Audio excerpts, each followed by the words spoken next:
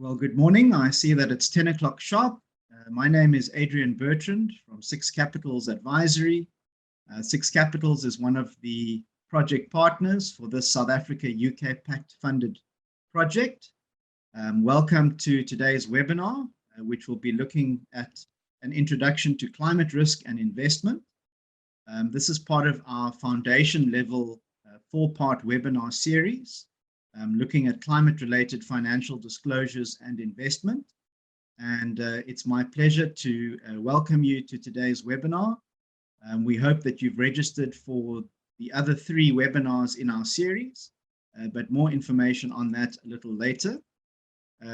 Just to chat through a few welcome and admin issues for this webinar, please can we ask you to keep your microphones muted and your video off when you're not speaking.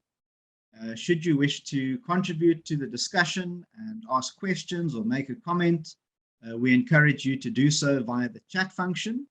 And we have asked our speakers to respond to questions during their various sessions. And then we will also have a dedicated slot for Q&A for any other questions that we might not have been able to address during each of the presenter sessions today. The webinar is being recorded and it will be shared with participants after the webinar.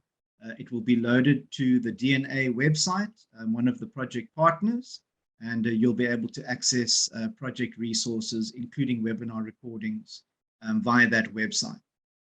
Should you experience any technical difficulties during the session, we invite you to email our colleague Safaku on that email address, safaku@apros.coza.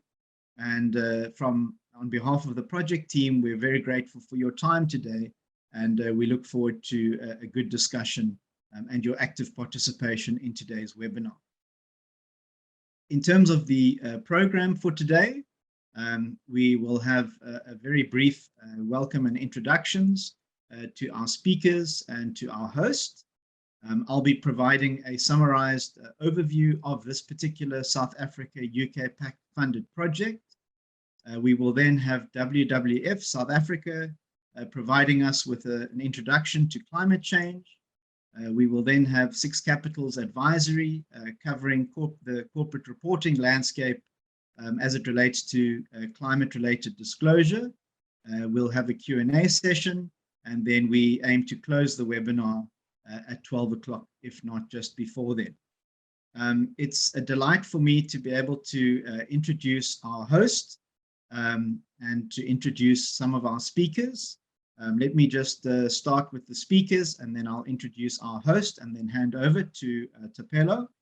But firstly, we're very excited to have Louise Nordier with us this morning, representing WWF South Africa.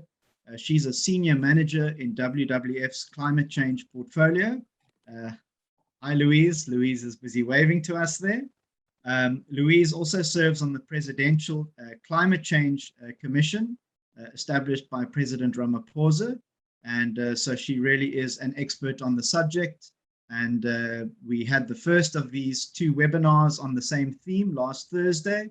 And we heard very positive feedback on Louise's content. So Louise, we're very grateful for your time and thank you for joining us again today. Joining Louise from WWF South Africa is Seren Madure. Seren is an investment analyst with WWF South Africa and works within WWF SA's sustainable finance team. And Seren, we also look forward to hearing what you have to share with us today. Thank you, Seren.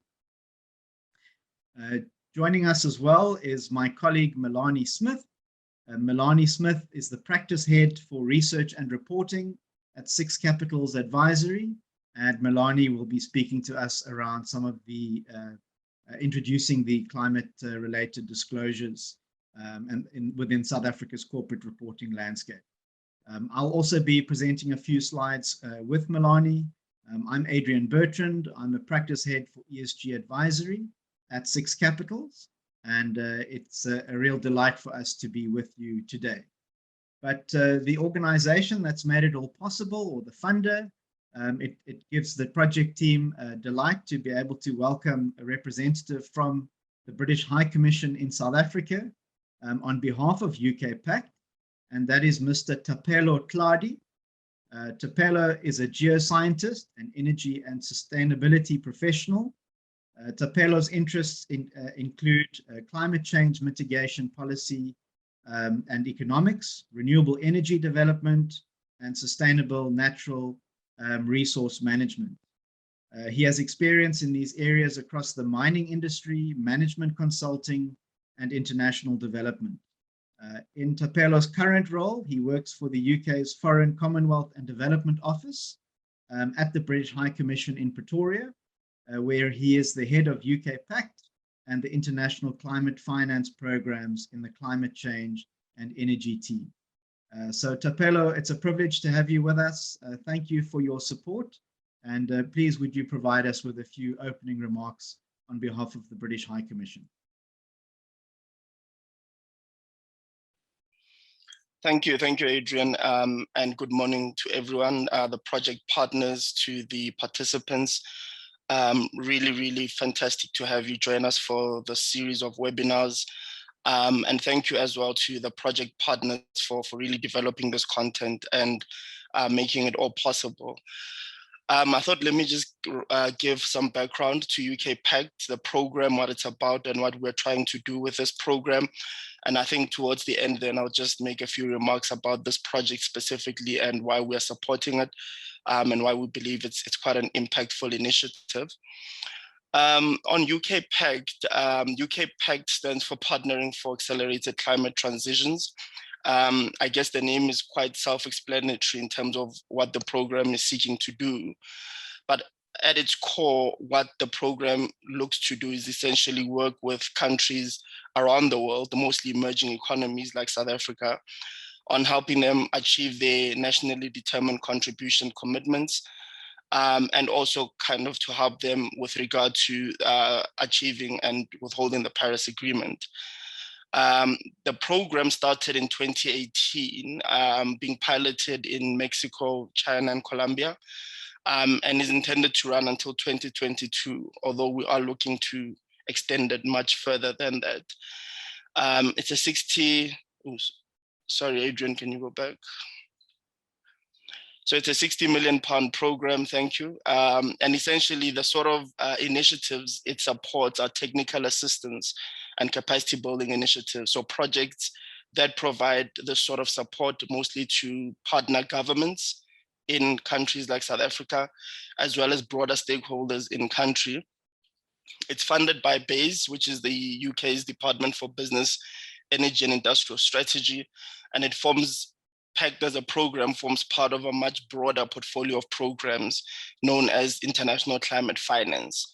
And these are basically programs that the UK provides funding to in order to advance both climate support internationally, but again, to help developing countries especially achieve their NDC commitments and as well as mitigation and adaptation work.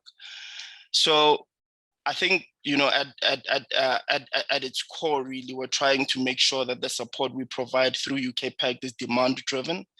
And what we mean by that is that what we focus on, how we tailor our support and the sort of projects we look to support need to be ones that are in line with the sort of support that our partner countries and partner governments need. So we work very closely to understand this demand, to understand how we as a program can then tailor our funds and the support we channel these funds into to make sure that the support is relevant, it's impactful, and is what's needed in country. And that's what we mean by being demand driven. Adrian, next slide, please. So the program is structured really across three components. I would say the first two components, which are the country programs and the Green Recovery Challenge Fund, are project-based technical assistance facilities. So these two components would be where we provide funding for projects similar to the one being undertaken by our project partners, technical assistance projects that run for a particular duration, that are within a particular theme, and that work with specific stakeholders in country. On the country program side, these projects would be focused on a specific country like South Africa, but you see that the program runs similar sort of facilities in Malaysia, Colombia, China, and Mexico. On the Green Recovery Challenge Fund, we're also providing technical assistance-based project support, but these are projects that are more regional in nature and are actually between countries. So projects that are supporting multiple countries around a particular issue. The other component within the program are skill shares and secondments. This is a very hands-on and I would say kind of direct form of capacity building support that we provide in the program, where we bring UK experts together with stakeholders in country to basically facilitate peer-to-peer knowledge exchange and learning around a particular issue. These issues could be green finance, the just energy transition, basically having experts within a particular area exchanging knowledge and insights and providing that direct kind of capacity building to where it's needed most. Coupled to this, we also support secondments, and these would be where we embed expertise into institutions in country for a particular period of time to help them, again, around a particular area of need. Next slide. So our country program started in 2019. As I said, the program as a whole started in 2018, but in South Africa, we started UK PACT in 2019. And it's really structured at the moment around 3 themes or 3 areas of support, where we fund projects as well as skill shares and secondments. And these are sustainable finance, sustainable transport, and energy. Within energy, we support initiatives that look specifically at energy efficiency and demand side management, the just energy transition, as well as renewable energy and alternative fuel sources development. At the moment, our project portfolio across these themes is just over £3 million. It's quite comprehensive, but as well, it's a portfolio of projects that we believe is very strong, is very impactful, and is really addressing quite a number of needs across these areas. We also see these projects as being quite pivotal to achieving and supporting green economic recovery. We've had to, especially when we started our program, COVID had really just started to hit in South Africa. And so we needed to also make sure that we structure our program to be relevant to assisting our country to build back better and achieve green economic recovery. Next slide. So I think in terms of where you can find more information on the program as a whole, and specifically on what we're doing in South Africa, we have a website with quite a number of good resources there, easy to understand and access resources that you can visit. And also, there's also on the DNA Economics website, as Adrian had mentioned earlier, some resources there that you can access, focusing specifically on the project. And I think specifically on this project and why we are supporting this this project on climate-related financial disclosure. I mean, we know that South Africa is vulnerable to physical and transition risks associated with climate change. We also know that many of these impacts are already widely visible in our country, and many sectors as well as businesses are already being affected adversely by climate change. We also know that our country needs to transition to a lower carbon economy, but this transition needs to be just, it needs to be inclusive, and it needs to safeguard, not just safeguard our economy, but also make sure that our economy grows. But we know that in order for this transition to occur, we need finance. So financing this just transition will require not just the availability of and the flow of sustainable finance from public and private sector sources, but also that we work with South African companies and institutions that are heavily dependent on fossil fuels to decrease the risk from climate change, as well as the risk of them becoming obsolete in the near future and globally uncompetitive in the new emerging green economy globally. And so in the run-up to COP26, which is happening in a few months' time, we see projects like this one that is being undertaken by our project partners as being key in demonstrating the importance of climate-related financial disclosure and building the required capacity amongst local stakeholders in this regard. And this is not just relevant for financial sector stakeholders, as I'm sure you'll hear later on, but for broader civil society and the public in general. We also hope that our commitment through our international climate finance of doubling the UK's international climate finance support to 11.6 billion over the next 5 years will also help us to continue supporting these sort of initiatives and projects going forward through programs like PACT and the others that we are running. So I just want to thank you again, everyone, for making time to join this webinar this morning. And I hope that you'll also join the series, the rest of the series, which I think will be very good in building capacity around this very important issue. So from the British High Commission side, thank you, and please enjoy the webinar. Thanks, Adrian. Thank you very much, Thapelo, and please do convey our sincere thanks and appreciation to your colleagues at the British High Commission. As Thapelo mentioned, we would encourage you to join us for all 4 of these foundational webinars in the series. We have the second of these webinars taking place later this week on the theme Climate Reporting and Disclosure Frameworks and Trends.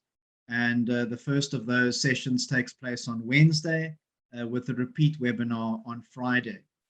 One of my colleagues will load in the chat function the link for registration. It's pretty much the same link that you would have used to register for today's webinar. And we'd encourage you to share that with any industry colleagues or friends that you think may be able to benefit from joining that session. We also have taking place in September, asset manager and retirement fund and asset consultant focused workshops, which we will be running virtually over a number of days, half-day sessions and full-day sessions respectively. And my colleagues will also be sharing a link for you to sign up for that if you are an asset manager, an asset consultant, or a retirement fund trustee or principal officer and would be interested in attending. Also, just to let you know that we'll be running some polling questions during the course of the webinar. We encourage you to respond to those polls. It's helpful for us to understand your views and your information needs in terms of this project, and also to request that at the end of the webinar we'll be having a post-webinar feedback survey which will be provided as a link. Please can you assist us with providing feedback on the usefulness and the benefit that you received from this webinar, and any constructive feedback is always appreciated. Lastly, if you are a trustee or a principal officer of a retirement fund, this webinar series has been accredited for 2 Batseta CPD hours, and you're welcome to claim those CPD benefits by getting in touch with us after having attended the webinar, and we can gladly issue you with a certificate for Batseta CPD points. Let me then proceed with an introduction or an overview to the project itself. And this is the specific Sustainable Finance UK PACT funded project that the project team, which I'll explain now in terms of project partners, is working on. Effectively, this is a project to address barriers to both the analysis and reporting of climate-related financial risks and opportunities, which are in line with the Task Force on Climate-Related Financial Disclosures, or TCFD for short. Our project team combines both international best practice experience through our international and domestic partners, but also partners with deep understanding of South Africa's climate change policy and ESG landscape, as well as climate risk model. Our objective of this project is to increase the speed and the uptake of detailed, useful, and timeous climate-related disclosures to assist decision-making by South Africa's financial services community. We want to supplement and enhance the impact of climate-related initiatives currently focusing on TCFD in South Africa. And so the initial focus of this project is on transition risk, and its impact on listed equities, and resultant impacts on the South African asset management and pension fund industry. Our intention is also to develop future phases of the project, to expand our analysis from initially transition risk into physical risk, and to also expand the asset class coverage beyond listed equities to other asset classes, as well as to other types of financial institutions beyond fund managers and the retirement fund sector. Also, we are keen to make sure that we are able to develop fully South Africa-centric climate risk scenarios that can be used by South African asset managers and their retirement fund clients. So what we also aim to do in subsequent phases, and it's a prerequisite for those subsequent phases, is in the scope of the existing project to see how physical risk can and should be addressed in subsequent phases of the project. So this project is very much a demand-led process. We want to provide both support and tools that are easy to use, that are free to use, and that are widely adopted by the South Africa's asset management and retirement fund industry. This is a project that is led by DNA Economics, with support from the Greenhouse, Vivid Economics, WWF South Africa, and Six Capitals Advisory. The project partners each have their own unique expertise and experience and capabilities in supporting different elements of this project. And the project partner information will also be available on the website for the project, which is available on DNA Economics website. In terms of our project and the project governance, we have a project steering committee which comprises Batseta, ASISA, and the Johannesburg Stock Exchange. We have representatives from the asset management and pensions industry serving as part of our broader project advisory group. We meet at least every 2 months to provide a project update and in order to solicit inputs and guidance from both our steering group as well as our advisory group. The project has been specifically designed to allow for different levels of engagement. Some entities such as Batseta, ASISA, and the JSE are more actively involved in the project, but individuals or organizations such as yourself and those you're representing can also engage with the project by making use of these types of capacity building engagements, attending webinars, training sessions, etc. And we would invite you all to consider ways that you could further benefit from the various outputs of this specific project. In terms of project work streams and outputs, these have been divided into 3, focusing on capacity building and awareness raising, analysis and reporting, as well as provision of best practice examples. These 3 broad streams of work are interlinked and evolve together, and will result in publications, tools, and guides that will be hosted on the websites of the different project partners, and related initiatives such as those being undertaken by the likes of the National Business Initiative and others. So we are seeking to provide a basic understanding of climate-related financial impacts under capacity building and awareness, and that's what we'll be covering during this 4-part webinar series. We are also going to be providing advanced applied training based on the use of project outputs, including the use of a climate risk disclosure toolkit, as well as scenarios, guides, and best practice disclosure examples. And this will be done by means of webinars, workshops, half-day sessions, and full-day training sessions for asset managers, pension funds, and asset consultants. In terms of our analysis and reporting toolkit development, this is supporting the development of a model with South Africa-specific climate risk disclosure information. We are looking at scenario development guidance specific to South Africa. Oftentimes there's criticism that international models don't take account of South Africa's unique context.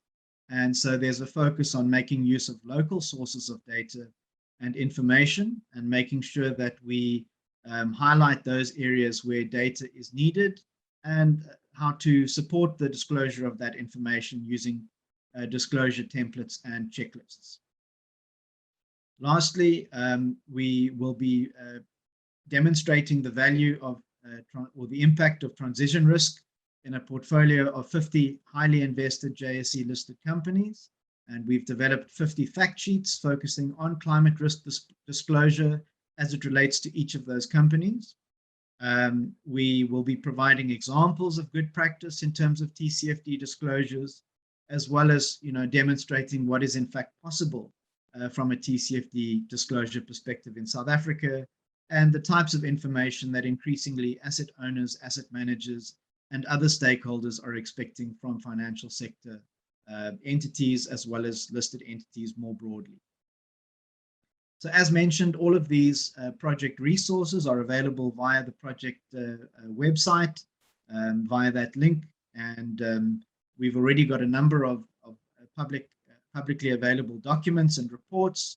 The 50 JSE fact sheets are available via that website, as well as the climate-related disclosures for South African and international corporates, two research reports published by DNA Economics and Vivid Economics, already available for download via the website. And then lastly, a very user-friendly introductory climate-related financial disclosure, Atleha publication focused on trustees and those really wanting to understand the basics of climate risk. So with that, I'm going to invite Louise and Seren from WWF South Africa to provide a high-level introduction to climate risk and why it matters. Thank you very much, Seren and Louise. And also a reminder, please, do make sure to make use of the chat function to ask your questions during both the WWF and Six Capitals presentations. Thank you very much, Seren and Louise. Thank you, Adrian. And thank you for that handover to us. And thanks to Tapelo for the introduction into the UK PACT as well. My colleague Louise Nadia and myself will be taking you through the next part of today's today's session, which is an introduction into climate change. My name is Seren Madure. I'm an investment analyst at WWF within the WWF Sustainable Finance team. I'm a member of the WWF Global Finance practice, and our team's core work focuses on integrating environmental risks into the financial sector. And climate change, of course, and all the risks associated with it is a big part of what we do. And that's why I'm really glad to be part of this project and here with you all today. The Global Risk Report from the World Economic Forum, which I'm sure many of you will be familiar with. It pops up in presentations and talks like this all the time, but it highlights the key risks that business leaders have top of mind. And in the 2021 report, as well as previous editions of the report, business leaders have been identifying climate action failure as a major risk. So this is a big part of why we're here today and why we are working with the financial sector to deepen the understanding of the links between climate risks, investments, lending, and insurance.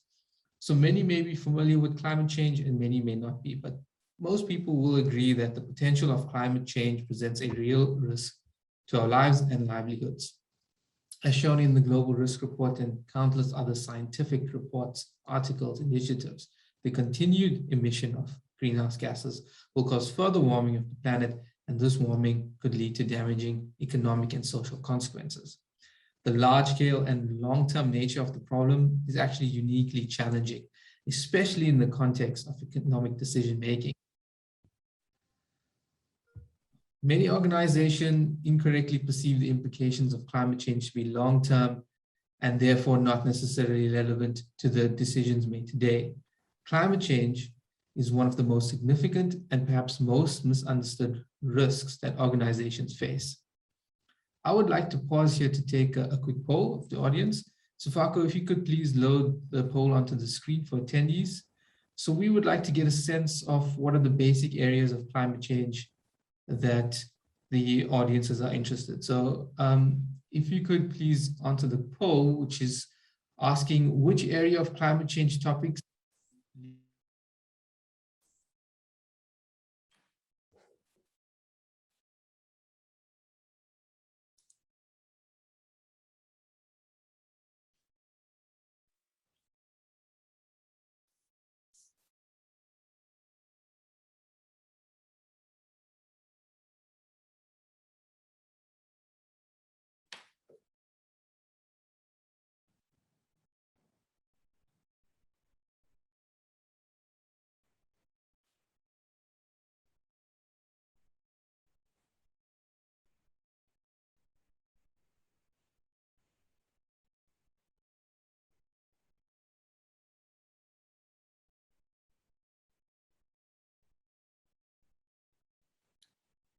So it seems to me that Seren has fallen off the call, so I'll step in now. It was anyway, would be my turn next. It seems that a lot of people are interested in the carbon budgets, followed by the carbon tax. So I will speak to those. And then, you know, I do note the others, which will be covered as well. So my job here is to do some foundational concepts around climate change with you. Because as Seren said, you know, different people have different knowledge and we need one kind of common foundation moving forward through these webinars. The actual project is in a sense already ahead of what I'm going to present to you and, you know, looking at the risks in a much more focused way for investment and the finance sector. But let me lay down, I'm going to lay down 4 concepts. The first one is just to be sure that we all have the basic relationship between the gases and the temperature in mind. So the orange broad arrows are showing human activities that cause greenhouse gas emissions since, you know, it's basically since industrialization. And then the blue broad arrows are showing how the natural system reabsorbs those emissions. And it's the excess between what we emit as humans and what the natural system can absorb that is the problem. And we've been adding those gases into the atmosphere and creating greater and greater concentrations of them. And that drives the temperature change. The IPCC, which is the United Nations Intergovernmental Panel on Climate Change, which is a body of scientists, did this special report on, you know, examining whether it matters whether we hit 1.5 degrees of global warming or 2 degrees of global warming. And they found that, you know, every point of a degree matters. And significantly between 1.5 and 2 degrees, there are major shifts, you know, beyond which we probably couldn't cope with. And then just to give you a glance at where South Africa's emissions come from. So we can see, you know, that a huge chunk is from our electricity production, from coal-based electricity, which in itself is an opportunity, because if we have to, as rapidly and deeply as possible, reduce our emissions, at least it's doable in an area where the technologies are mature, you know, the prices have fallen way below that of coal-fired power stations. So, you know, we can do a lot about our emissions very quickly. Okay, then I want to turn to this concept of a carbon budget. And I'm going to deal with it globally and then nationally in South Africa and then at company level. And these 3 sort of arenas of carbon budget, they are linked, but they're also somewhat different. So, you know, I'll try to tease that out. So the global carbon budget, that same scientific panel, the IPCC, last week put out its latest assessment report on the physical science.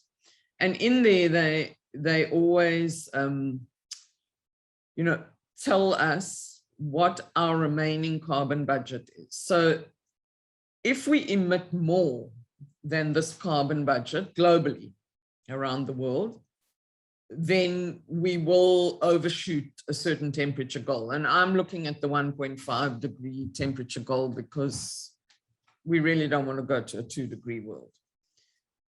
And the scientists understand the relationship between the concentration of the gases in the atmosphere and the temperature. So, I mean, I'm not a scientist. I have to believe the scientists. And they say that if we are to have a 67% chance of stabilizing at 1.5 degrees Celsius, we can't emit more than 400 gigatons of carbon dioxide, ever. This is our carbon budget forever. We don't get a new one later down the line. And then I've put there how many years that is of 2018 emissions. I went to 2018 because, you know, the COVID years are anomalies. So, and then, I mean, I'm talking to people who understand risk return. So, you know, you can take, you might have greater risk appetite and you're willing to settle for 50% chance and so on. So the IPCC does it like 50%, 67%, 75%, 100% chance, you know, and gives us our budget according to that. So that's the global budget. And just to underline, that's forever.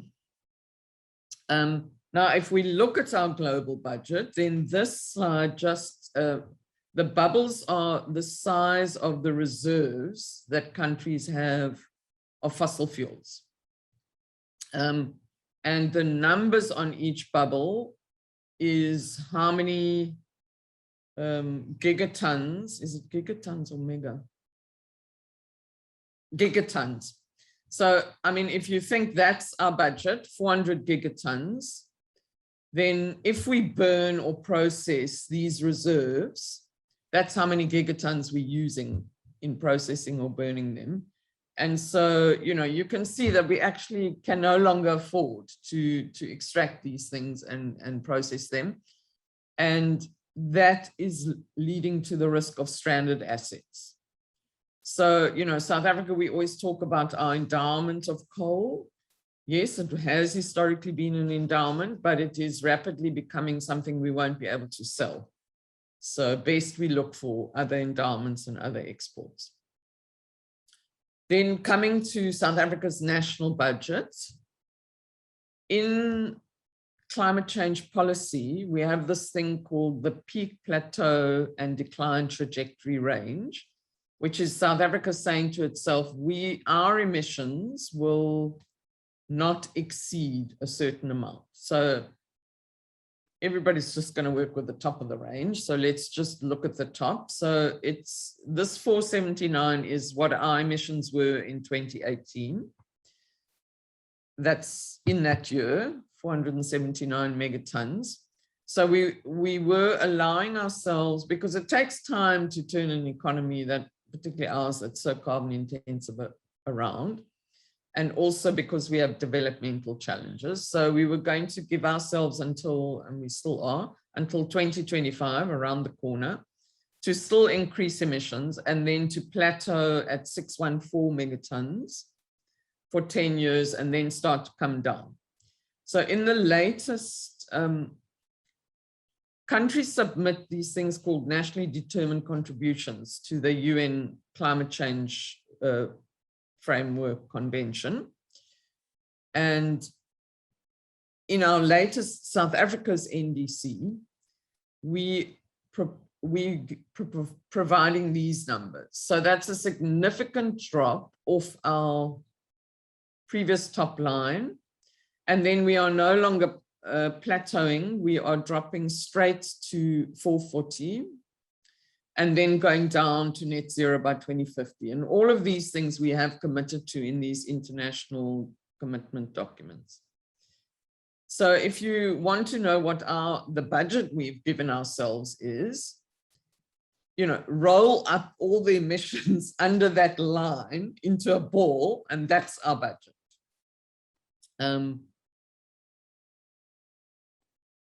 And what happened now most recently with the Presidential Commission is that we had a whole dialogue around this NDC and came with a recommendation of reducing that 2030 amount even further to 420 megatons, which is a good recommendation. And I hope that the President adopts it and that it finds its way into our NDC. But just to note, so this is a concept of South Africa's fair share of the global budget. And I'll come a bit later in the presentation to the geopolitics around this question. But essentially, it says that every country has a responsibility to do their fair share of reductions to keep us within that global 400 gigatons. And if we calculate South Africa's fair share using tools like the Climate Equity Reference Calculator, then we should be at 300 by 2030. So, you know, we've got a long way to go in our commitments before we hit our fair share. Then the third concept I want to talk about is, maybe we want to stop there and just see if people have questions around. Oh, I didn't speak about, sorry people, I didn't speak about corporate level carbon budget. So we've done global, national.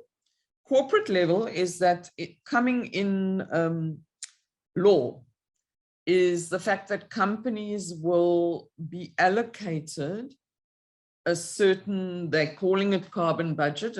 It means, for those of you who, you know, work with the EU trading scheme stuff, it's essentially a carbon allowance. We're not having a trading scheme in South Africa. We do allow carbon offsets under the carbon tax. But these carbon budgets at company level will be set in consultation with the company. They will benchmark against best practice globally. You know, how much can you reduce emissions from a cement plant? Yeah, and some companies have already been voluntarily working with carbon budgets, and for that they've been getting a carbon tax rebate.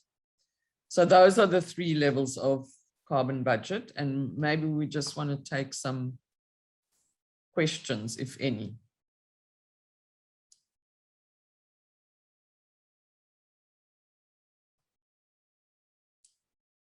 So I see that Thabo is raising, if people don't mind if I use first names, Thabo is raising the number of 300.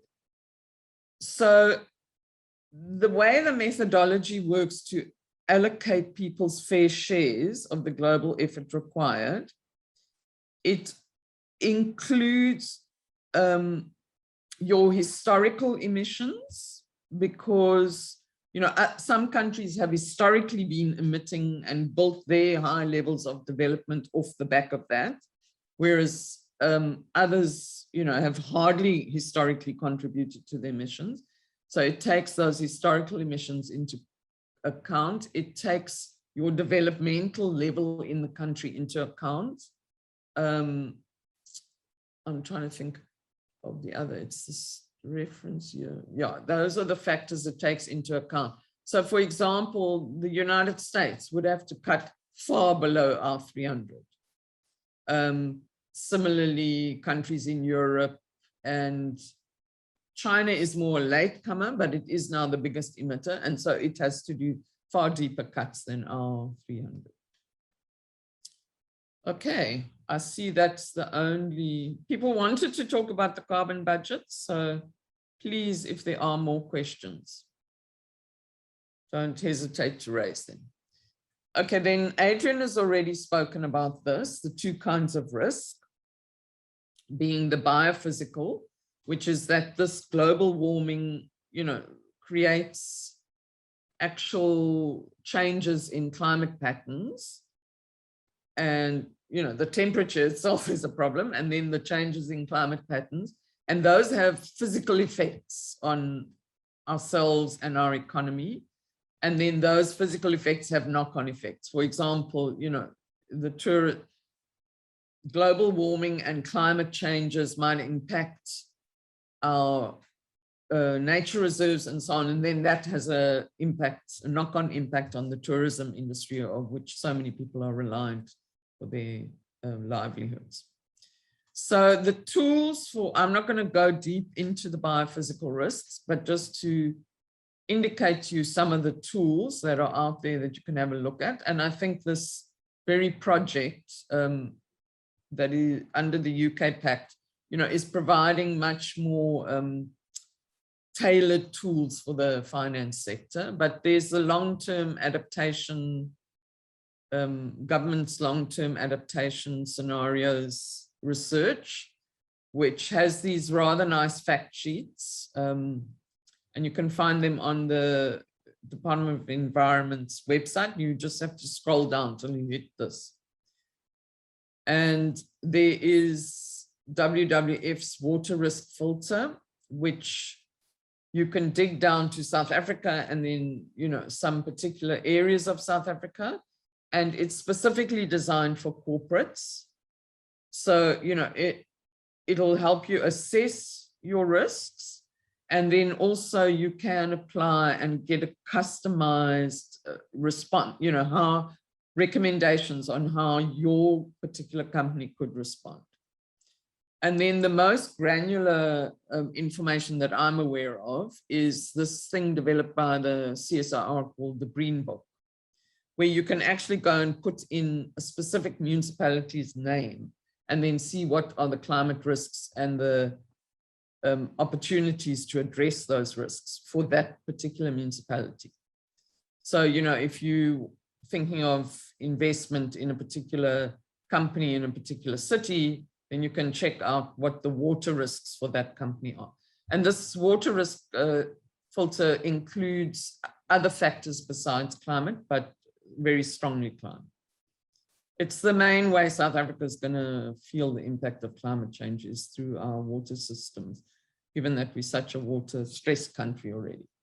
Okay, and then I'm not going to talk through any of this, but the presentation includes, you know, what would be, I did this for the Trade Union Federation for DUSA.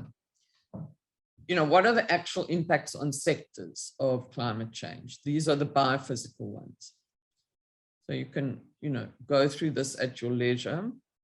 But one has to think about the feedback loops and, you know, on agriculture and food. This is the water impacts on agriculture and food, the climate-related water impacts. In terms of the temperature, I think what a lot of people aren't thinking about is the effect on productivity, because in agriculture specifically, I don't think people are going to be able to, you know, still go and work in the fields through the hottest part of the day. We might have to sort of adjust working hours to more, like some of the Mediterranean countries have a siesta. So we might have to do that. And this is impacts, biophysical impacts on various kinds of infrastructure. Then the second type of risk from climate change is what we call transition risk, which means the economic exposure of the country to the fact that the world is going low carbon. So, you know, and then that has impacts for people in our country and workers and so on. So, I mean, this slide is from NBI, just like to acknowledge that, from a project of NBI and boosters. And it shows our export commodities, and you can see, you know, how heavily dependent we are, for example, on coal. And a big piece is our motor vehicles and parts. And globally, you know, the developed world particularly is shifting off internal combustion engines onto electric vehicles and possibly hydrogen-driven vehicles. So if we only continue to produce internal combustion engines in this country, you know, we're going to be stuck in an economic backwater. And therefore, it's very important that our industries transition and we, you know, our markets are changing, so we need to change. We also have to find a big replacement for our coal exports because that market is shrinking and shrinking. But we have rich endowments of platinum group metals and other resources that are used in renewable energy and other low carbon products and services. So, you know, we need to think about that shifting market. That's one of the transition risks. WWF did this paper, which might be of interest to you, looking into where those opportunities are. We're starting to see trade barriers to countries that are not taking strong enough climate action, and in particular countries that are not putting a price on carbon in their own country. So, you know, these are the various types of carbon pricing measures that various countries have put in place. And many of them, as you can see, they are our trading partners. The most recent one of this was that the EU, it's a very complicated name. They wanted to put in place a carbon border adjustment mechanism, which is a way to equalize the prices of high carbon imports coming into their country, where those countries have not put a price on carbon in their own domestic manufacturing, to equalize those prices with those of the goods manufactured in the EU, and also to drive carbon reductions by the countries they import from. And luckily for South Africa, they gave us some breathing space that this will only kick in a bit later. They were going to implement it imminently. So, we have a small window to adjust our economy. Now, how does South Africa, people asked about the carbon tax. The carbon tax is the mechanism that South Africa chose to internalize the price of carbon in our goods and services. So if you can get competitive advantage from reducing your emissions, because then your company will not pay as much carbon tax. And therefore you have a better offering to, whether it's your customers or to investors, because you are more profitable not having paid that tax or paying less of it. At the moment, our carbon price is 120 Rand a ton. The IMF has proposed a minimum price on carbon. They've got a price for developing countries, sort of medium countries, and then highly developed, they call them. And the floor price that they're proposing for a country like ourselves, and I'm taking the lowest one, is $25 per ton of carbon, of greenhouse gas emissions. Now, compare that, please, to our 120 Rand a ton, and you can see our amount is Mickey Mouse. So there is a revision of the carbon tax underway, and I would encourage companies to stand up for a higher carbon tax and for less rebates. You get like a 75% rebate. So we put a tax in place to act as a Pavlovian instrument and reorientate the economy, and then we immediately give everyone a rebate off it. So, you really render, it brings the price, all these allowances brings the carbon price down to between 6 and 48 Rand a ton, which, really now renders it completely ineffective. Okay, maybe we want to just pause and take questions on any of that.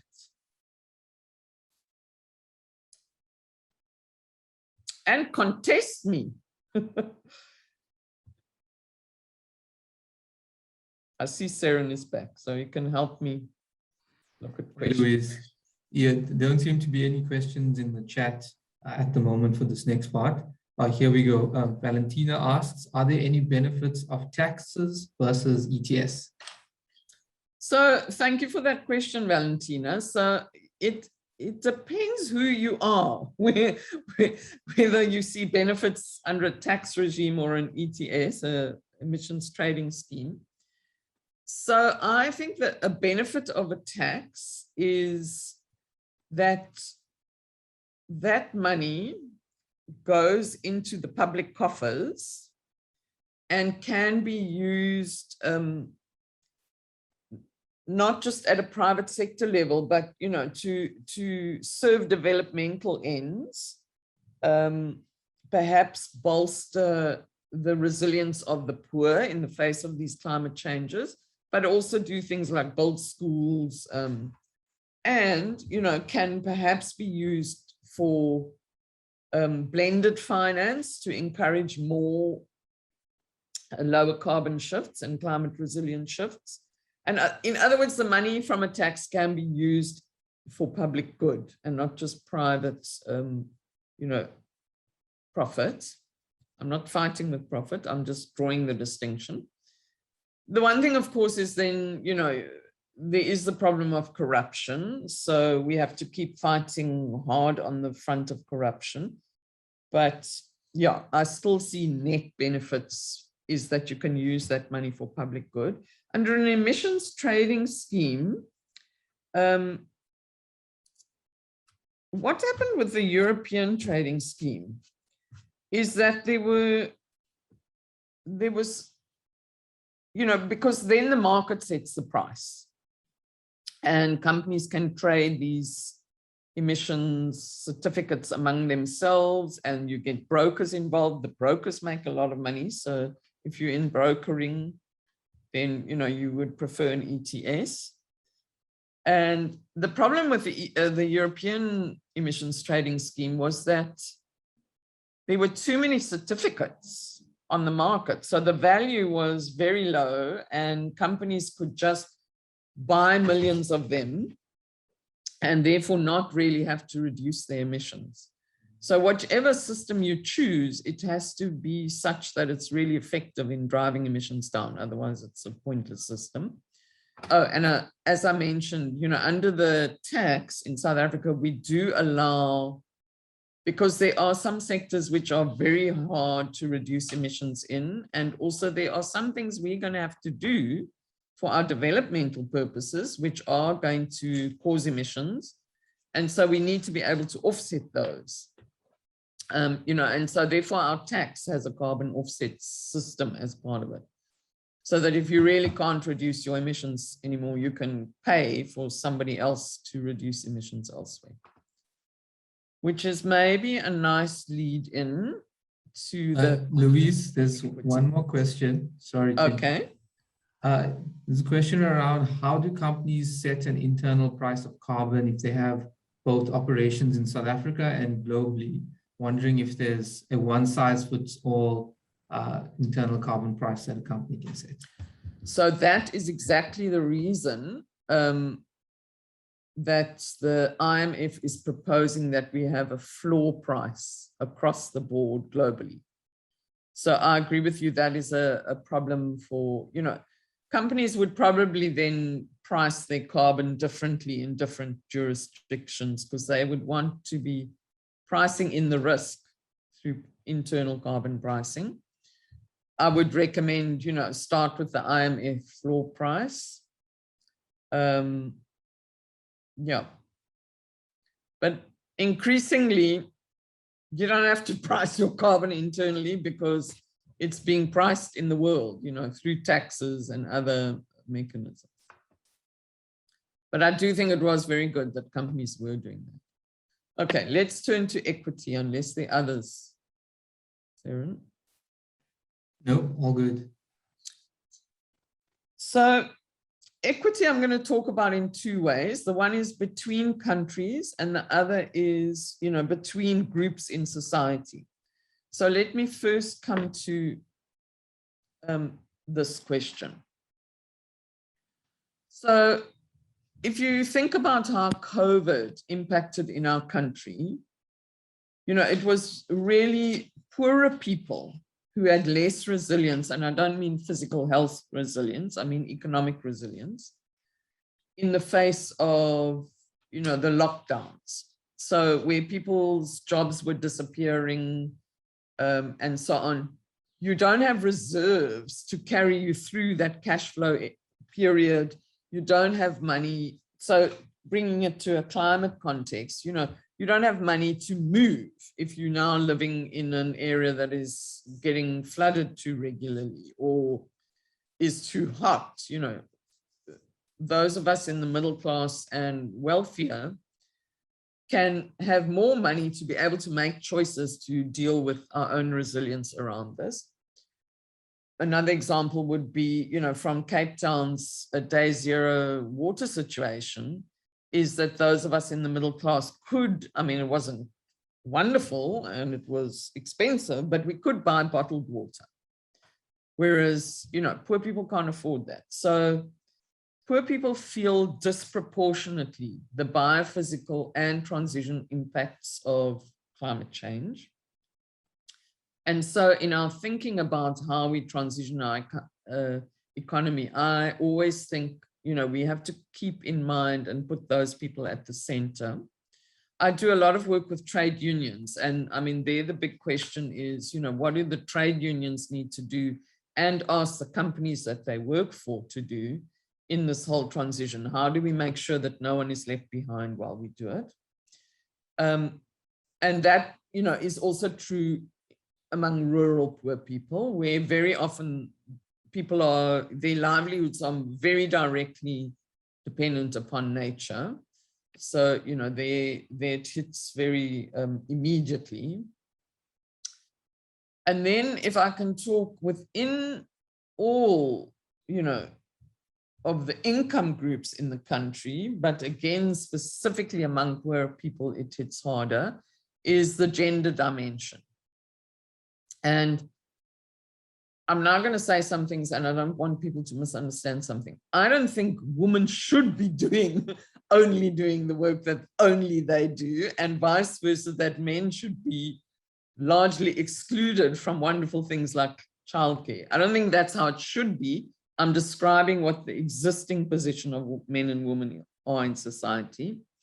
So, you know, if you think that woman's role is very often put the food on the table, do the shopping, look after children, look after the elderly and the sick. If you're now starting to get climate impacts hitting, they often are felt in those dimensions, and then women carry this extra work burden and extra, you know, stress and extra suffering. Studies have been done about the resilience of different genders in the face of climate change. And it's not that anybody is more, you know, that one gender is more resilient than another, but that they are differently resilient based on, you know, their current position in society. So, for example, men are more out and about in the world, and that brings a certain amount of resilience because they have access to those networks and those knowledge and so on. Women tend to, and these are broad generalizations, please understand, women tend to be better networked in the community. And so, you know, they have access to that level of support. People help each other and so on. So it's very interesting to understand these different gender dimensions. And just to say, you know, if one thinks about building people's resilience, whether you're trying to build poor people's resilience or women's resilience, in my view, the best thing is to give people money. You know, so it's either a question of job creation, it's a social safety net. And in the case of women, I mean, I can imagine nothing more that destroys your resilience than gender-based violence. So it's to work on gender-based violence. And also part of what makes women, you know, not as resilient is access to resources and money. So, you know, it's the microfinancing for small businesses that might be important. So, I mean, that's not exhaustive, but those are some ideas around more vulnerable groups in society. But I also don't like, as a woman, being called more vulnerable. Okay, now I'm going to turn to geopolitical equity. So here the bubbles are showing historical emissions since about 1880 until 2018. So I think that, Thabo, you were raising this kind of question. You know, one can see historically how much each country has emitted in relation to the others. South Africa, whether you look at us historically, like this graph, I mean this map, or whether you look at us at current, this year and last year and the year before, we're more or less 1% of the world's emissions. So our, you know, responsibility is about 1%. That 300 that Thabo was asking about is about 1% of, you know, the the emissions reductions. So the United Nations Framework Convention on Climate Change has this principle of common but differentiated responsibility and respective capabilities.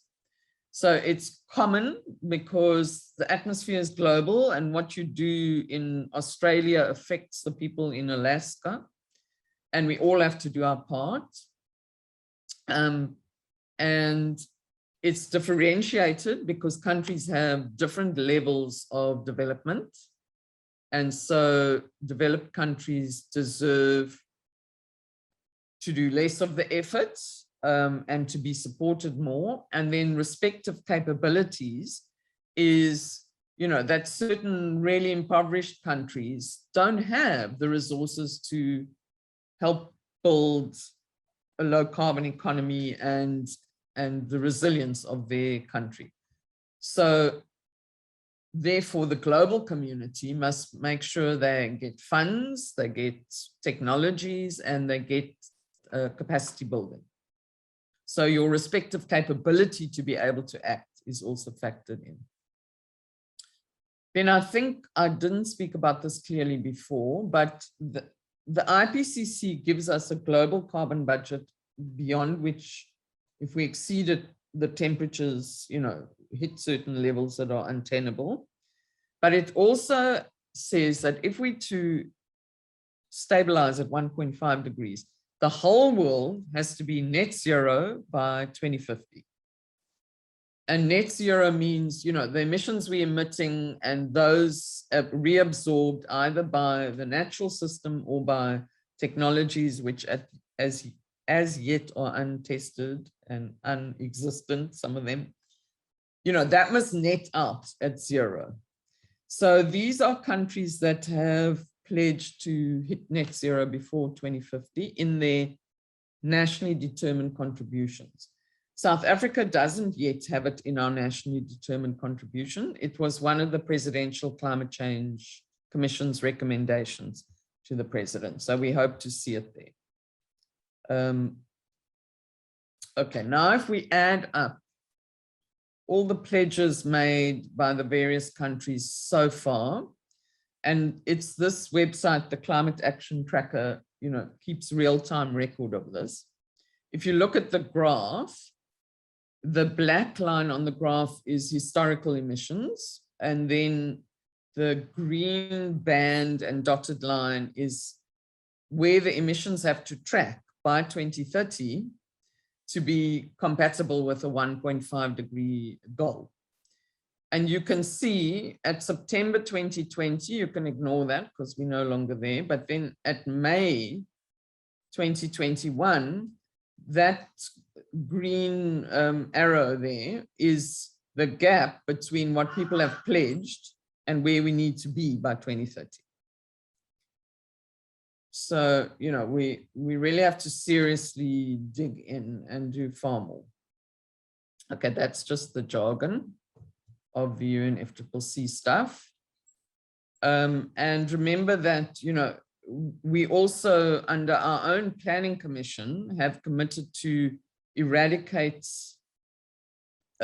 poverty and tackle unemployment and the huge inequality in this country. So, that brings in the SDGs as well. And there are certain SDGs which are highly relevant for the climate crisis. Okay, maybe we pause there again and see if anyone wants to ask anything about all this equity questions. Louise, there are currently no questions in the chat, just waiting for some to come through. Non-Tutu Zelo has raised a hand. Come forward, ma'am. I'm not sure if they'll be able to unmute themselves as a participant. It's because it's set up as a webinar. Oh, there we go. I think she's unmuted. Put your question in the chat. You can't raise your hand. No, I've granted her permission. Okay, I think I'm fine. Oh, good, good.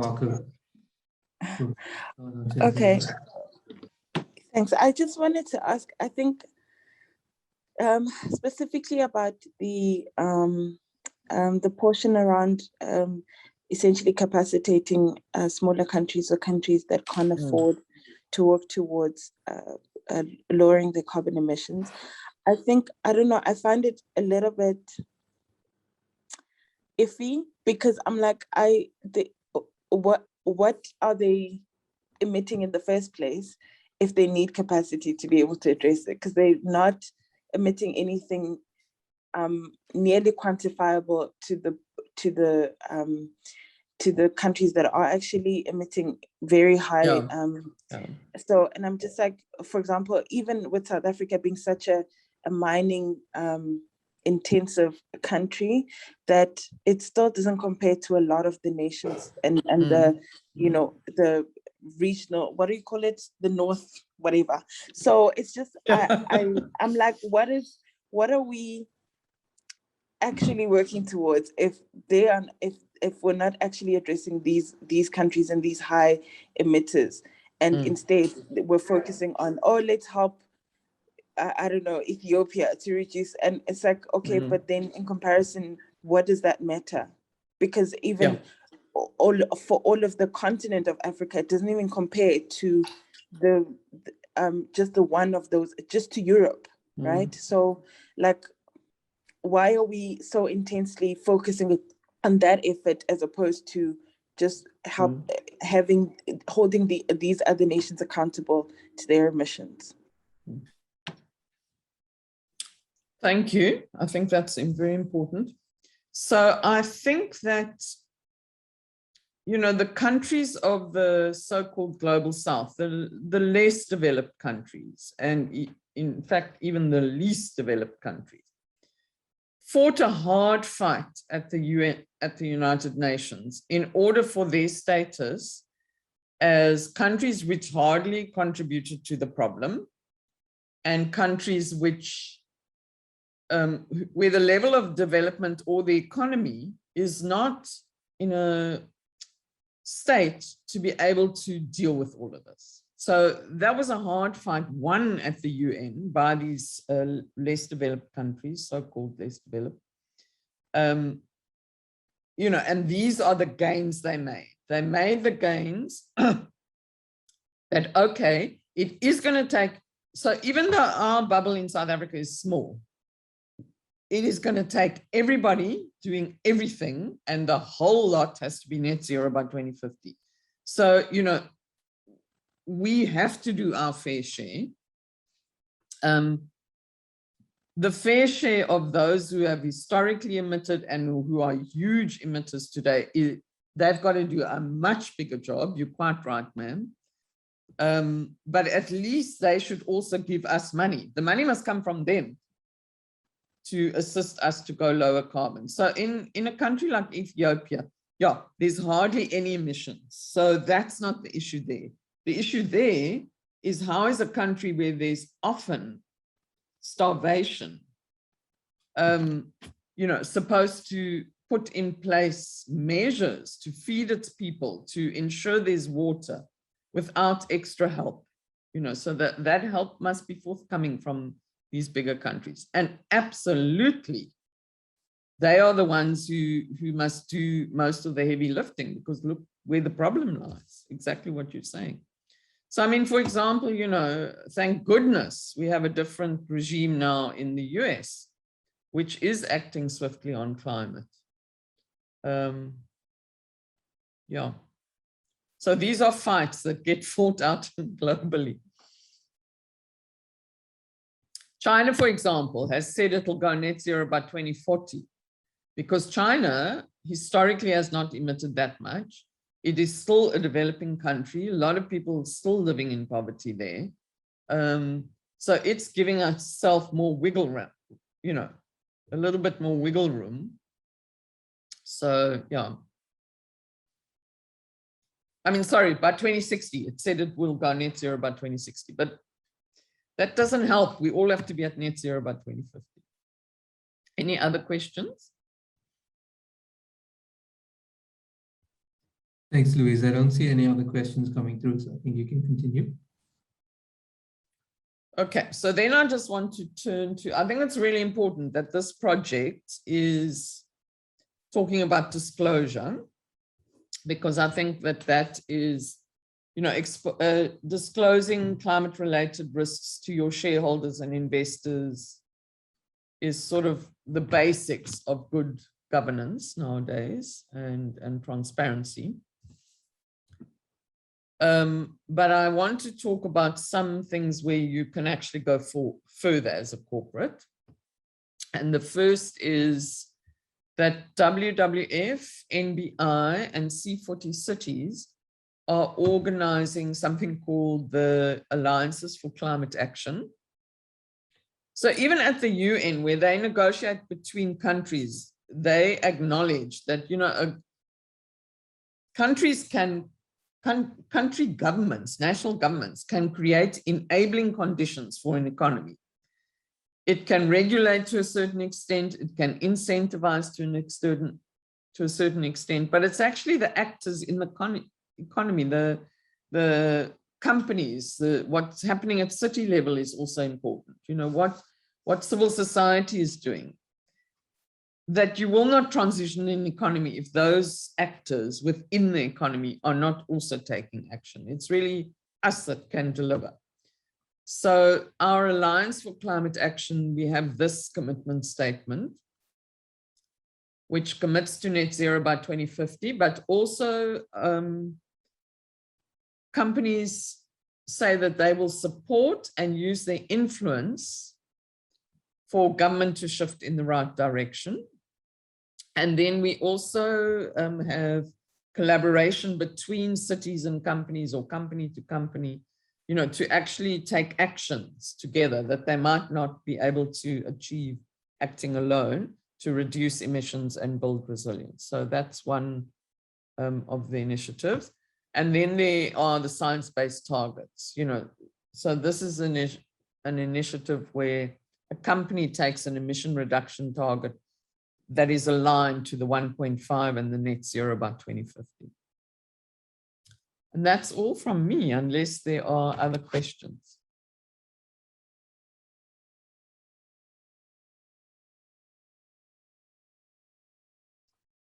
Thanks, Louise. I don't see any other questions coming through. So I think we can close up the session there and hand over to Melanie. Thank you very much for the opportunity. And I'm sure the presentations will be distributed to everyone. All right, thanks, Louise. Over to you, Melanie. Thanks, Louise, for that very insightful presentation. That was very detailed. I'm sure our participants today appreciated all of the detail around the carbon budget. Given all of the very big science information that the WWF colleagues just shared with us, let's quickly just take a look. I want to take kind of a step, or not a step back. We'll continue the discussion, but kind of just pause into how all of the climate data interplays with corporate reporting, and why there's a very urgent need around disclosure of that information. So let's quickly just take a look at the corporate reporting landscape. We can think about corporate reporting similar to the link between a company and its investors and stakeholders that is used on a periodic basis to communicate the organization's financial and what some would like to call non-financial information, although I'm sure there's fair grounds that one can probably reterm it to something else, because climate-related data and other ESG matters do certainly have financial impact over the long term. So corporate reporting has evolved to reflect changing investor, stakeholder and societal expectations, and has become an essential part of corporate communications for the use of decision makers. Currently, global efforts are underway to promote alignment and harmonization across the various reporting frameworks, which we'll take a bit of a closer look in some of the upcoming slides. Then just quickly around, you know, the stakeholders involved in the reporting process, that reporting will is quite wide and is not only limited to corporate reporters, in other words, your JSE listed companies, although I think many of us do kind of see them as the main players that spring to mind when one thinks about the corporate reporting landscape. We also in South Africa have public entities as well as constitutional entities that are required by the Public Finance Management Act to report periodically on their financial as well as non-financial performance to authorities and other government stakeholders. Constitutional reporters would include the likes of Commission on Gender Equality, the Independent Electoral Commission, and the Municipal Demarcation Board. Public entities that report would include examples such as Denel, Eskom, the Development Bank, Industrial Development Corporation, and the Land Bank. And most of the entities just mentioned now would do their reporting through a number of different channels, which would include, but is not limited to, financial statements, the integrated reports, sustainability reports, and then the likes of climate and ESG supplementary reports, which typically would contain your non-financial information. So now that we have a bit of a better understanding, just to act as a primer to the corporate reporting landscape, let's just take a quick look at organizations that are involved in this complex reporting landscape and how that things have changed over the last couple of years. So the reporting landscape is made up of a collection of organizations, initiatives, requirements, and different supporting infrastructure. Some of the organizations involved in this landscape include your stock exchanges, investors, standard setters like SASB, GRI, etc., and then your regulators that develop mandatory or voluntary reporting requirements through existing or new laws or through guidance notes and so forth. Then we also have supranational organizations, which includes the likes of OECD and the United Nations and some of its affiliates, such as the UN Global Compact and UNEP-FI. Then under supporting organizations, you also have the likes of various different NGOs that assist and drive through various different initiatives, and promote increased and improved reporting. And then lastly, we have indexes and rating agencies that use benchmarking and so on to accelerate and kind of encourage reporters to do so. And then the reporting landscape has also changed tremendously over the last couple of years. And is, one can probably just describe it as very complex because reporters need to prepare different reports for different audiences, which require different sets of information. There's a number of different reporting initiatives, which we'll go into in the next few slides. And those organizations typically consider various different reporting elements. And then just lastly, these different reporting standards and frameworks often require reporting organizations to report to provide reports for specific audiences. So reporting corporate information has also, it's been standard practice since inception of accounting. However, I think we can all say that the rules and standards of reporting has not always been as they are now, and that's because it's been significantly shaped by some key events over history, such as stock market crashes. In the 1970s, we saw the introduction of global accounting standards, and then in the 80s, corporate governance codes, and then very recently, the 2017 release of the TCFD recommendations. So just having a quick look at global reporting standards and frameworks.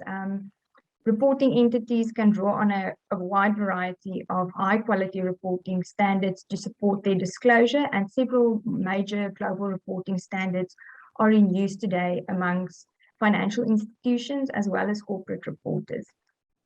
Corporate reporting for climate-related information has been developed through voluntary reporting standards and frameworks, and each of those standards and frameworks target a specific element or specific audience of corporate reporting.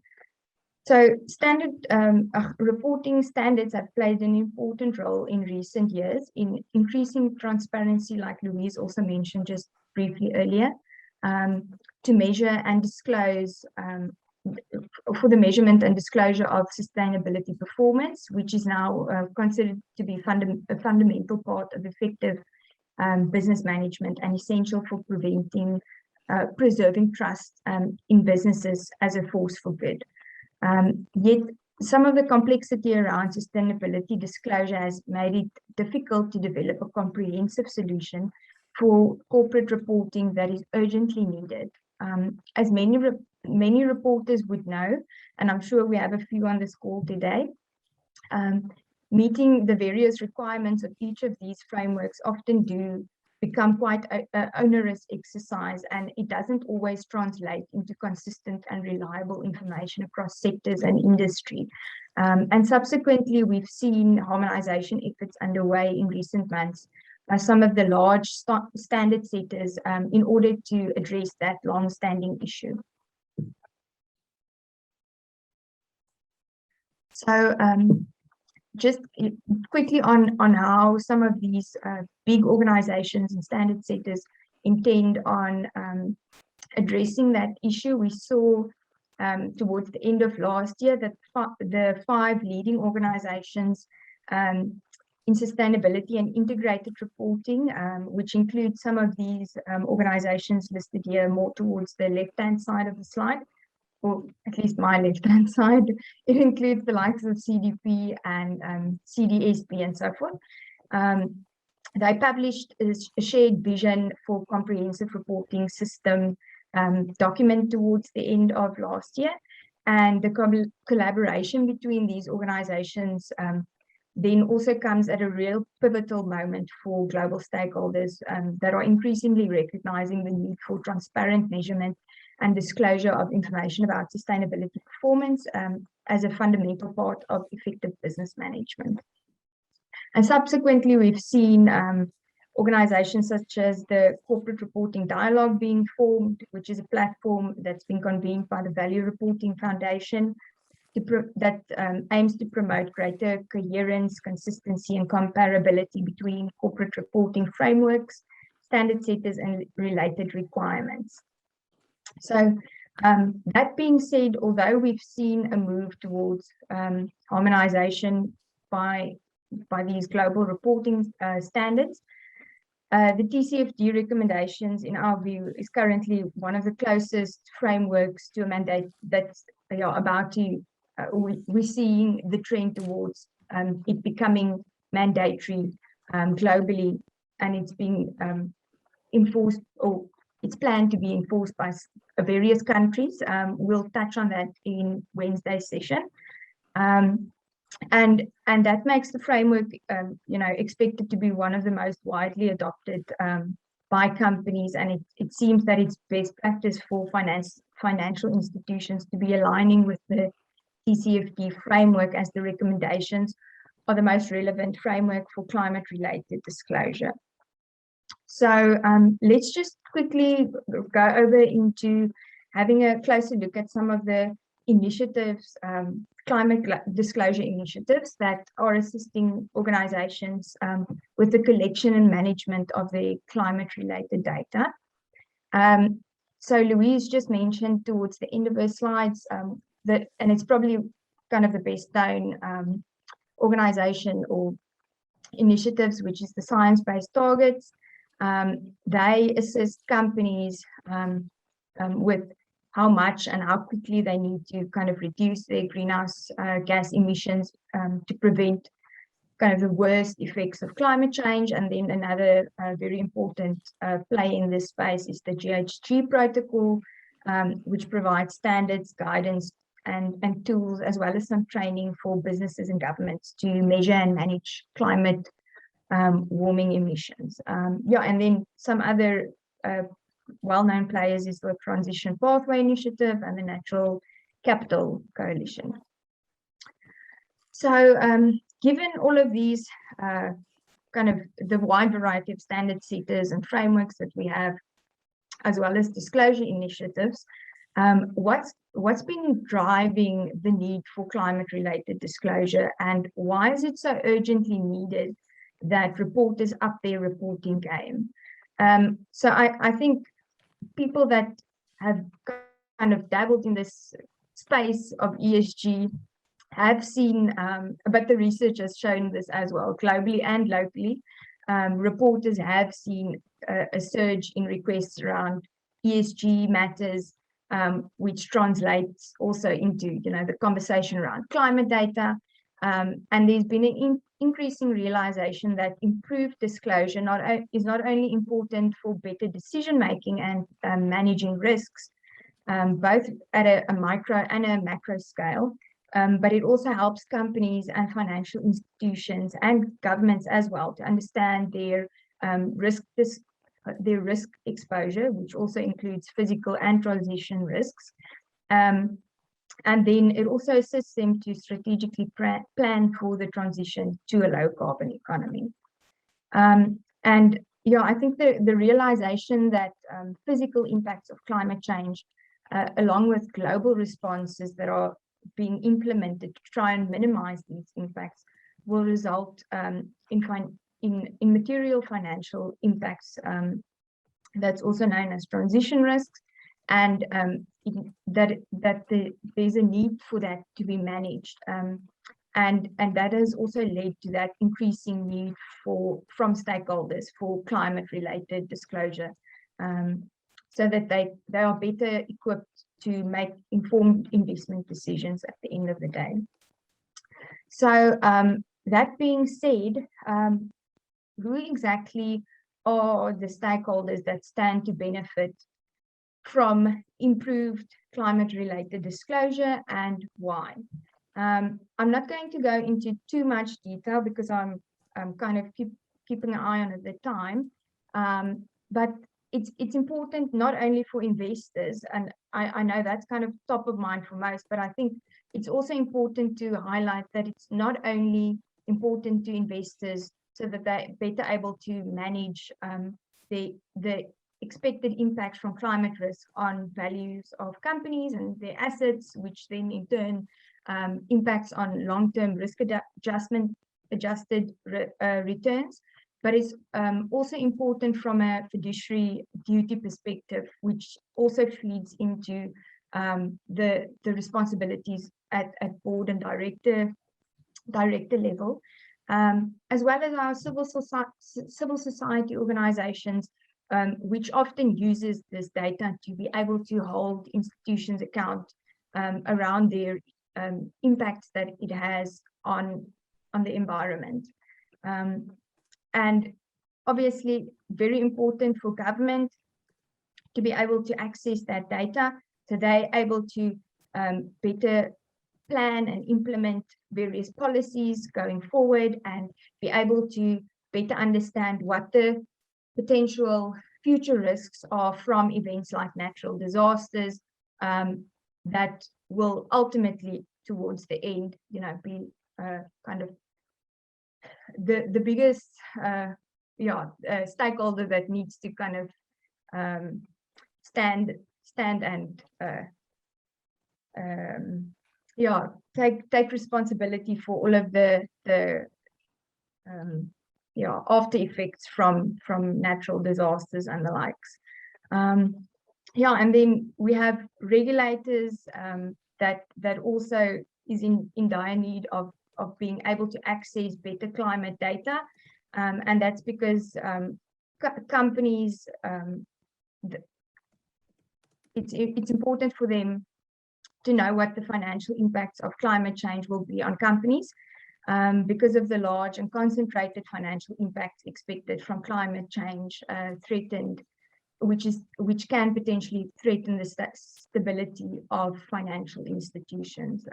Banks alike are exposed to the same risks as their debtors, and consequently will have a keen interest on how climate-related financial impacts may impact the risk profile of their clients. And insurers alike, they will act as, cushions at the end of the day against climate-related financial impacts, which will directly impact their future liabilities in the end. And then institutions that provide market infrastructure for the financial sector to operate also have a keen interest in climate-related financial disclosure.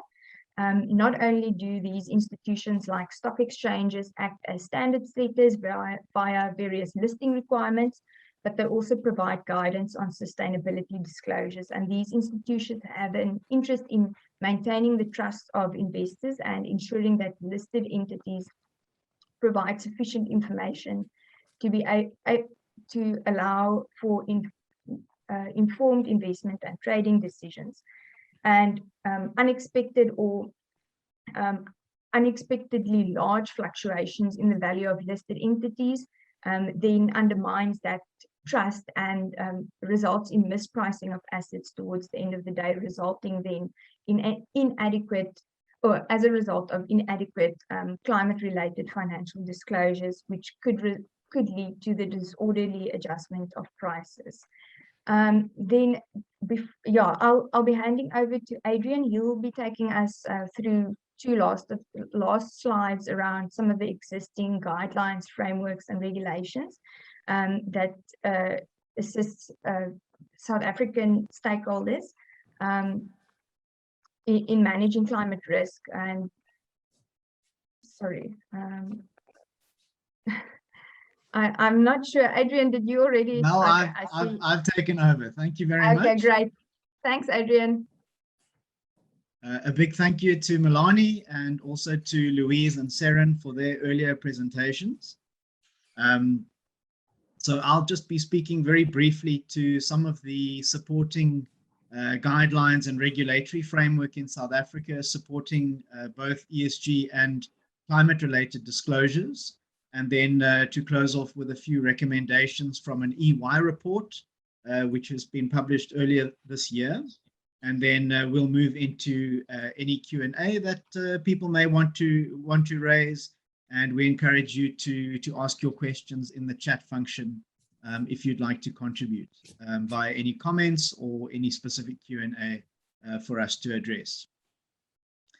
I'm sure you'll agree that South Africa has long time been seen as a leader in the broader ESG and integrated reporting and sustainability space, specifically from the point of view of corporates and their reporting to investors and stakeholders. For example, the Johannesburg Stock Exchange was one of the first emerging market exchanges to require integrated reporting by their issuers listed on the exchange. The JSE was also the first exchange to introduce an ESG or sustainability index. And the JSE has done a lot of good work in terms of the mainstreaming of corporate reporting on sustainability factors and increasingly, the production of integrated reports by organizations listed on the JSE. South Africa also demonstrated early leadership in terms of our pension fund regulatory requirements, where back in 2011, with the introduction of the revision of Regulation 28 of the Pension Funds Act, both in the preamble to the Regulation 28 regulation, as well as in the principles itself, boards of trustees of retirement funds were required to consider environmental, social, and governance issues as they can impact on the financial performance and returns of retirement fund investments. More recently, National Treasury and the FSCA introduced a guidance note on the sustainability of investments as it relates to a retirement fund's investment policy statement. And this was to give greater guidance and clarity to retirement funds around how boards of trustees should go about considering material, environmental, social, and governance issues in their investment policies and strategies. And of course, this is the guidance that is given to service providers when they are given mandates to manage assets on behalf of the pension fund client. You may be interested to know that the FSCA and National Treasury are working on a new governance directive, which may be introduced later this year, earlier next year, which is going to further expand on the initial guidance provided by Regulation 28, as well as the guidance note, which was issued in 2019, and effectively is going to be a refreshing of the PF 130 a guidance note for retirement funds on good governance for retirement funds. And I think we can expect a far greater focus on ESG as part of retirement fund boards' fiduciary duty, and a rigorous risk management framework for retirement funds as it relates to governance and sustainability. There's also been a lot of work underway at National Treasury across a number of work streams, which in a sense came about as a result of the National Treasury Sustainable Finance technical paper that came out 2 years ago. That technical paper is really setting the framework for further work, which these various working groups are now working on. Each of these working groups has got support from industry, from a number of stakeholders, which is really trying to make sure that South Africa's financial sector is sustainable, it's resilient, it's greener, and that it will assist South Africa to transition to a low carbon economy to meet our various climate mitigation objectives. More recently, National Treasury has issued a green finance taxonomy, which is really outlining the requirements for projects and funds and portfolios to be considered as green. And this is increasingly important because you may know that Regulation 28 is currently up for public consultation on increasing the asset class exposure to infrastructure as an asset class, which would be across all asset classes, with the upper limit being proposed at 45% for retirement funds to commit to infrastructure investments. And again, given our commitment to a lower carbon economy, a lot of those infrastructure assets and a lot of the maintenance that will need to be done and the retrofitting to existing infrastructure projects will be about investing in cleaner and greener projects and programs. Also to mention the King Code of Corporate Governance, which has also been a great leading initiative and code for governance and stewardship by both listed and other public interest entities. Again, King introduced the requirement or the recommendation that corporates report on the 6 capitals. So not just focusing on financial capital, but also the other capitals and how they contribute to value creation over the short, medium, and long term. And you may also be aware that the Code for Responsible Investing, which has got more of an investor focus, works hand in hand with the King Code on Corporate Governance, really outlining the responsibility and the importance of institutional investors and other stakeholders holding South African companies accountable when it comes to their performance and disclosure on a wide range of environmental, social, and governance issues, including disclosure of climate risk. So we wanted to not leave you without any recommendations during today's webinar. And so we'd like to direct your attention to a 2021 EY report with the title, The Future of Sustainability Reporting Standards. As Melanie mentioned in her presentation, there's a lot of work towards harmonizing a lot of these standards and frameworks, and a lot of work happening under the Global Value Reporting Foundation. And EY recommends the following few recommendations for corporates, but I dare say investors as well. And we know that there's a good mix of attendees in today's webinar. And so at a high level, the recommendations that EY puts forward around the future of sustainability reporting is for organizations not to wait for hard regulation to kick in, but rather to get aware of and to stay abreast of all of these developments. Start with your initial reporting against the likes of TCFD and other frameworks that are already more established. This will allow yourself and other individuals within your organization to really test how to go about collating and gathering and reporting to your stakeholders on climate risk and a lot of these emerging indicators that companies are increasingly being requested to report on. Again, EY highlights the importance of boards, and whether that's a board of trustees or a board of directors or another governing board of an organization, to really take ownership of the organization's approach to managing climate risk as part of your material risks as an organization. The board can mandate management and oversee and interrogate and hold management accountable around whether sufficient work is being done to mitigate this risk. Not to be surprised when, one is not surprised when an assurance provider recommends that data should be assured by third parties.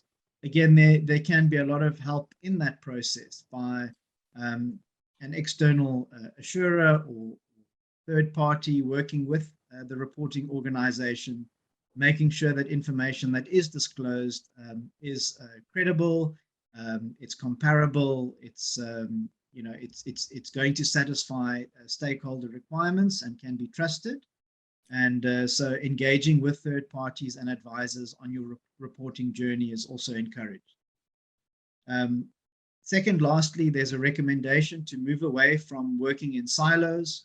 Often ESG or risk or finance teams work in silos.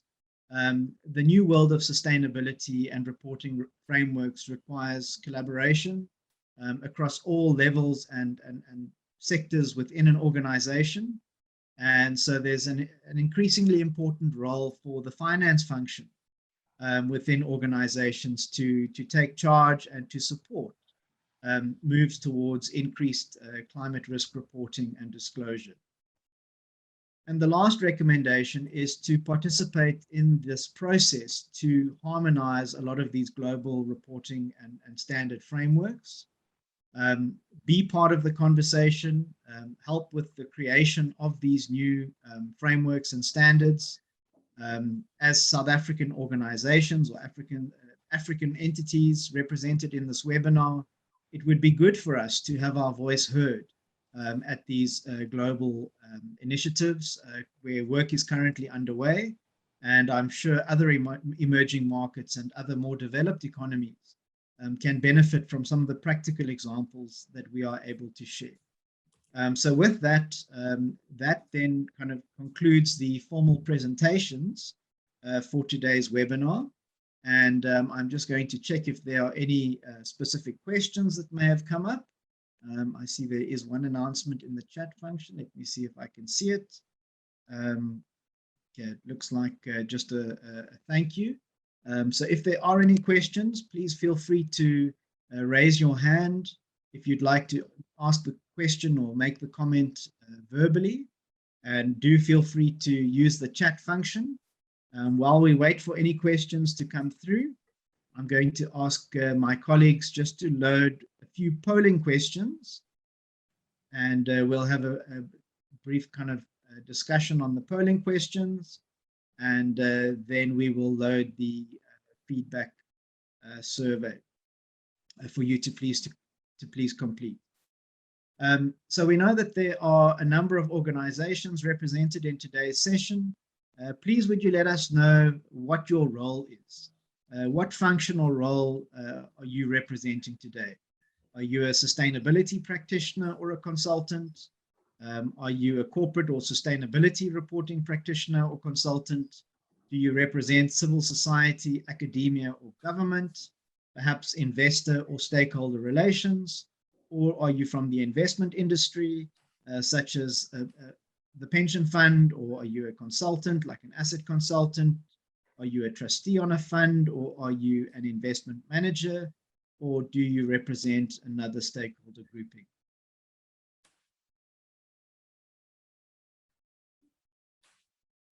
It looks fairly spread out, which is exactly what we were hoping to achieve from these foundational general audience webinars. So thank you very much for letting us know what your role is, and we look forward to engaging with you further in the other polls. Let's have the next poll, please.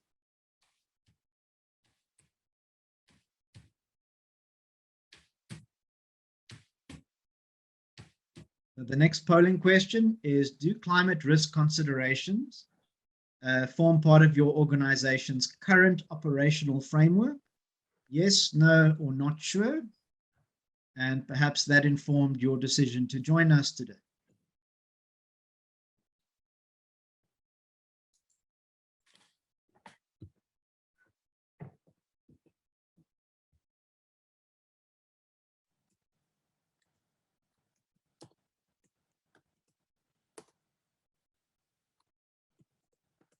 So it's good to see that 2/3 of organizations are currently considering climate risk as part of your current operational framework. We'd encourage those of you who are not sure, or those whose organizations have not yet started that process, to do so. As we've heard earlier in the webinar, and with the latest kind of climate report out of the IPCC, it definitely does require our urgent action and attention. Let's move on to the next polling question, please.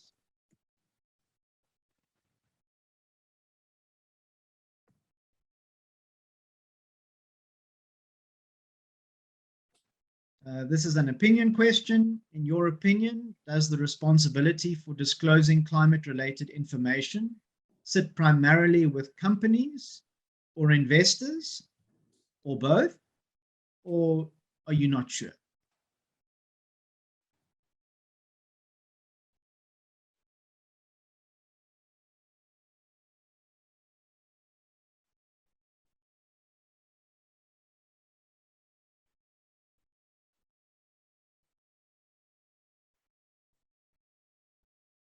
Adrian, while Yes, there are answers happening in real time, it's fun to watch.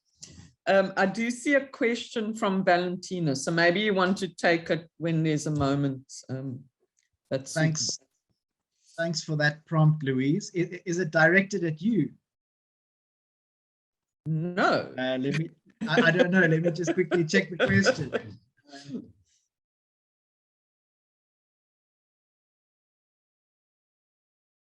Do you want me to read it out?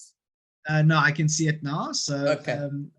Valentina's question is, could you comment a little bit on the accountability for companies analogous to finance IFRS and cases such as Enron? Yeah, so that's Valentina's question. Valentina, I'm guessing that may be directed at myself or Milani. And then also just to see that Louise has responded to say, RE developed countries funding developing countries to take action. UK PACT is a good example of them doing so. Thanks.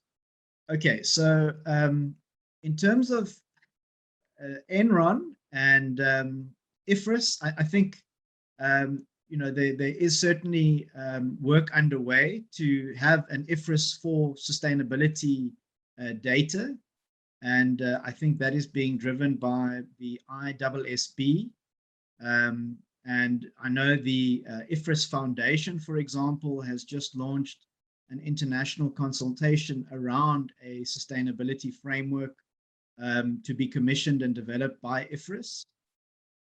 I think we're already seeing that investors are holding corporates accountable when it comes to their management and disclosure on climate-related risks and opportunities.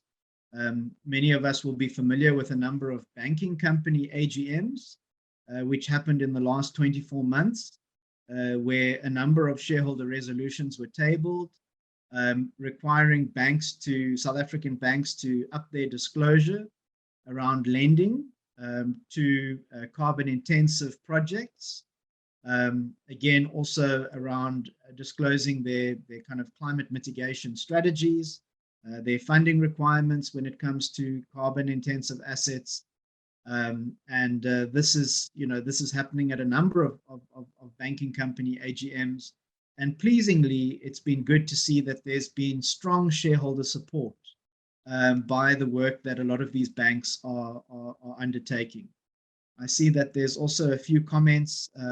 Well, a further one would be the Science-Based Targets Initiative, which includes an accountability component. And it's not just corporates that are being required to up their game in terms of reporting. Increasingly, investors themselves are being held to a higher standard of disclosure. There's both voluntary, there's a lot of voluntary action happening.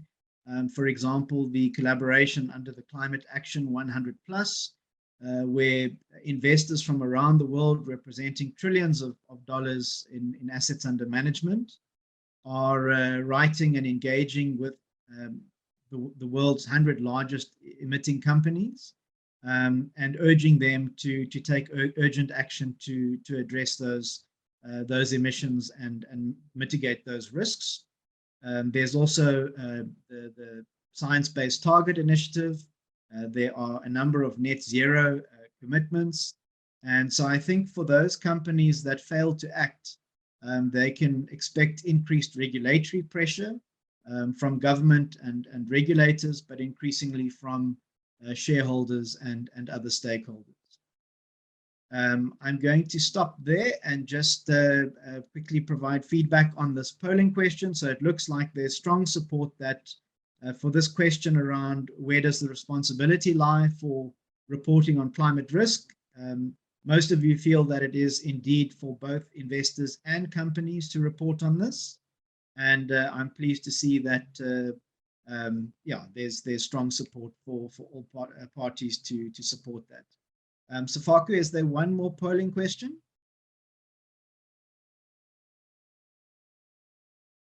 I think this is our last polling question before we close. In your opinion, do South African stakeholders benefit from the currently available climate-related disclosures available to stakeholders? Is this sufficient? Is it useful, or is there still work to be done?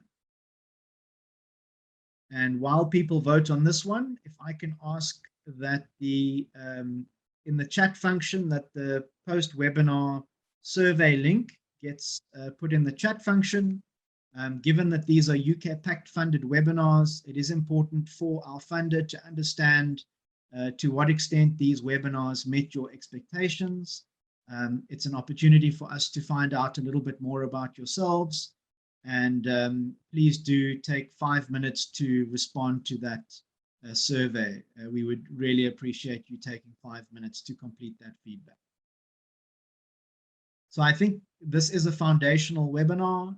The question is around whether South African stakeholders currently benefit from the available climate-related disclosures in the market. Around about 34% saying yes, 14% saying no, and the majority saying not sure. And I think that's the whole aim of this project with support from the UK PACT is exactly that, to try and make sure that stakeholders have that level of comfort and confidence in the climate-related information that is being publicly disclosed in South Africa. Thank you, Safaku. You can close the poll. And with that, I'm going to check if there's any final questions. It doesn't look so.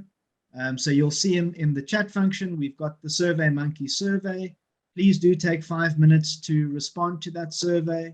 A reminder that our next webinar in the series is taking place on Wednesday under the second theme, which will be going into a little bit more detail around climate risk reporting frameworks, specifically TCFD and CDP. Please can we ask that you register to join that if you haven't done so yet. And a reminder that this webinar has been recorded, and within a few days we'll have the recording and the slides available via the website, which is hosted by DNA Economics. With that, I don't see any further questions, and I see that we're on the hour for the end of the webinar. Please let me just extend our thanks again to Thapelo Tladi, who provided the opening remarks on behalf of the British High Commission at the start of the webinar.